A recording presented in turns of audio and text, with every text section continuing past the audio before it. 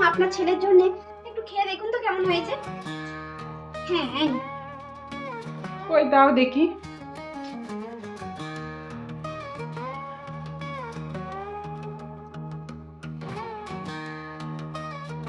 চাউটা একটু গন্ধ হয়নি।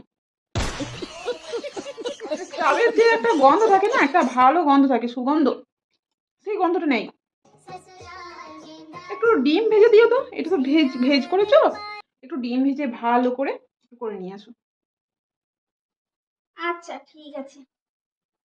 মা, একটু কলাই সিদ্ধ করেছিলাম, ওই তেল দিয়ে ভেজেছি, কলাইটাকে ভিজিয়ে রেখেছিলাম, অঙ্কুর বেরিয়েছে কলাইটা, খুব সুন্দর। একটু খেয়ে দেখুন তো কেমন হয়েছে। আমি খাবো টিফিনে, ওই জন্য বানিয়েছিলাম। হ্যাঁ হ্যাঁ। কই দাও দেখি।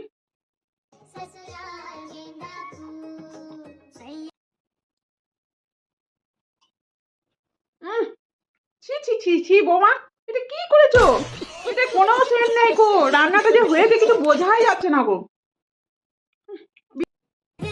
বিচ্ছিরি হয়েছে। এটা একটু লেবু দাও, লেবুর যে সেন্টটা থাকে কলাইতে, কলাই ছোকাতে একটা লেবুর সেন্ট থাকে, সেই লেবুর সেন্টটা নেই এটাতে। একটু ভালো করে করে নিয়ে আসো। এখনো পর্যন্ত তুমি রান্না শিখলে না ভালো করে।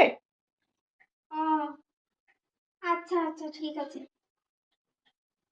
মা, এনিন চা আপনার।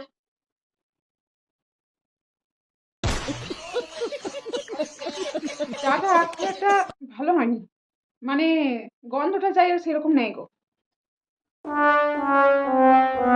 একটু আদা একটু এলাচ দিয়ে ভালো করে চাটা করে নিয়ে আসবে, হ্যাঁ? এই চাটা না একটু গন্ধ হয়নি। ও আচ্ছা ঠিক আছে ঠিক আছে। এবার খাবারে সবকিছুতেই আমি পারফিউম মেশাবো, দেখি কিরকম খায়। বৌমা, ওইটা কি করছো?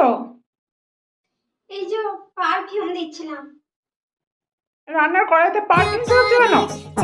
আপনার তো সব কিছুতেই গন্ধ লাগে, সুগন্ধিযুক্ত খাবার তৈরি করতে গেলে একটু একটু সুগন্ধি পারফিউম দিতে হয়, তাই একটু পারফিউম এই রান্নার মধ্যে দিচ্ছিলাম, যাতে আপনি ভালো করে খেতে পারেন।